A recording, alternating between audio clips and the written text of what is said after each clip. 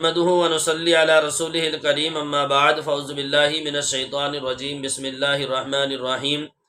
معزز حاضرین و سامعین، السلام علیکم ورحمۃ اللہ وبرکاتہ۔ جیسا کہ آپ سبھی کو معلوم ہے کہ آج 20واں روزہ ہے، اور 20ویں روزے سے بعد نماز مغرب کے ایک عمل شروع ہو جاتا ہے جس کو میں اور آپ اعتکاف کہتے ہیں۔ آپ نے کل درس نمبر 19 سنا، آج درس نمبر 20 سن لیجئے، یہ بھی اعتکاف کے متعلق ہے۔ اعتکاف کا بہت زیادہ ثواب ہے، اور اس کی فضیلت اس سے زیادہ کیا ہو سکتی ہے کہ جناب نبی کریم صلی اللہ علیہ وسلم ہمیشہ اس کا اہتمام فرمایا کرتے تھے۔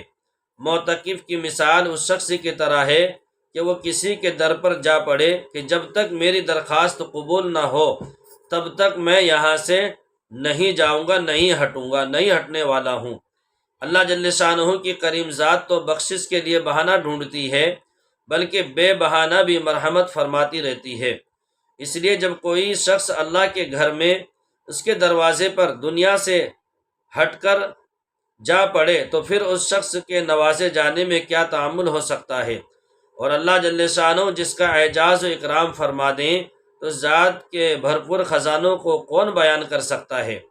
علامہ ابن قیم رحمۃ اللہ علیہ کہتے ہیں کہ اعتکاف سے مقصود اس کی روح، دل کو اللہ کی پاک ذات کے ساتھ وابستہ کر لینا ہے کہ سب کی طرف سے ہٹ کر اسی کے ساتھ مجتمع ہو جائے، اور ساری مشغولیوں کے بدلے میں اسی پاک ذات کی طرف متوجہ ہو جائے، اور اس کے غیر کی طرف سے منقطع ہو کر ایسی طرح اس میں لگ جاوے کہ خیالات، تفکرات سب کی جگہ اس پاک ذکر، اس کی محبت سما جاوے، حتیٰ کہ مخلوق کے ساتھ انس کے بدلے اللہ تعالیٰ کے ساتھ انس پیدا ہو جائے، اور یہ انس قبر کی وحشت میں کام دے کہ اس دن اللہ تعالیٰ کے سوا کوئی محبت کرنے والا نہ ہوگا، دل بہلانے والا نہ ہوگا۔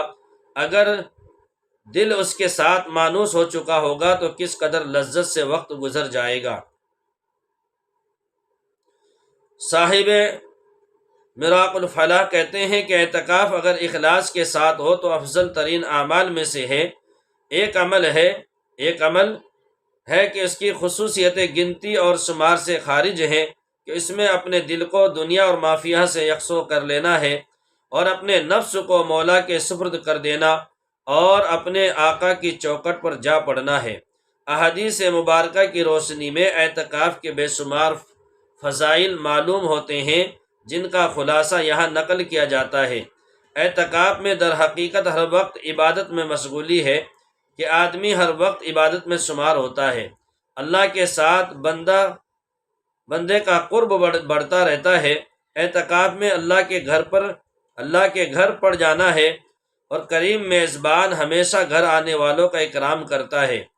معتکف اللہ کے قلعوں میں محفوظ ہوتا ہے کہ دشمن یعنی شیطان کی رسائی وہاں تک ممکن نہیں ہو سکتی۔ شیطان سے حفاظت کا مؤثر ذریعہ ہے، اللہ تعالیٰ کی رضامندی کی ضمانت ہے۔ اعتکاف میں فرشتوں کی ہم نشینی اور اس کی طرف اعانت اور تعاون ہے۔ معتکف سے اللہ تعالیٰ خوش ہوتے ہیں، یا اللہ تعالیٰ کے اہل اور پڑوسی شمار ہوتے ہیں، وغیرہ وغیرہ۔ بہت سے فضائل اس اہم عبادت یعنی اعتکاف کے ہیں۔ مسنون دعا ہے، جب کسی دشمن یا کسی قوم سے خوف محسوس کرے تو حضرت ابو موسیٰ اشعری رضی اللہ تعالیٰ عنہ فرماتے ہیں کہ جب نبی پاک صلی اللہ علیہ وسلم کسی قوم سے خوف محسوس کرتے تو یہ دعا فرماتے، اللہم انا نجعلک فی نحورہم ونعوذ بک من شرورہم۔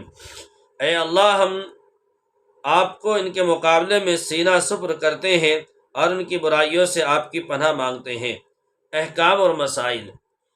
نبی کریم صلی اللہ علیہ وسلم کی عادت کریمہ تھی کہ رمضان کے آخر عشرے میں اعتکاف فرماتے تھے۔ جب رمضان کا آخر عشرہ آتا تو آپ کے لیے مسجد مقدس میں ایک جگہ مخصوص کر دی جاتی، اور وہاں آپ کے لیے کوئی پردہ، چٹائی وغیرہ کا ڈال دیا جاتا، یا کوئی چھوٹا سا خیمہ نصب ہو جاتا، اور 20ویں تاریخ کو فجر کی نماز پڑھ کر آپ وہاں چلے جاتے، اور عید کا چاند دیکھ کر وہاں سے باہر تشریف لاتے تھے۔ اس درمیان اس درمیان میں آپ صلی اللہ علیہ وسلم برابر وہیں کھانا پینا فرماتے، وہیں سوتے۔ آپ کے ازواج مطہرات میں سے جس کو آپ کی زیارت مقصود ہوتی وہ وہیں چلی جاتی اور تھوڑی دیر بیٹھ کر چلی آتی، بغیر کسی شدید ضرورت کے آپ وہاں سے باہر تشریف نہ لاتے۔ ایک مرتبہ آپ صلی اللہ علیہ وسلم کو سر صاف کرنا مقصود تھا۔ ام المؤمنین حضرت عائشہ رضی اللہ تعالیٰ عنہ ایام معمولہ سے تھی، تو آپ صلی اللہ علیہ وسلم نے اپنا سر مبارک کھڑکی سے باہر کر دیا اور ام المؤمنین نے مل کر صاف کر دیا۔ اللہ تعالی ہم سب کو اچھی باتوں پر عمل کی توفیق عطا فرمائے اور بری تمام باتوں سے بچنے کی بھی توفیق عطا فرمائے۔ دوستو، جتنا ہو سکے ویڈیو کو لائک اور شیئر ضرور کیجیے، اور دعا ہے کہ اللہ ہم سب کو اچھی باتوں پر عمل کی توفیق عطا فرمائے۔ السلام علیکم ورحمۃ اللہ وبرکاتہ۔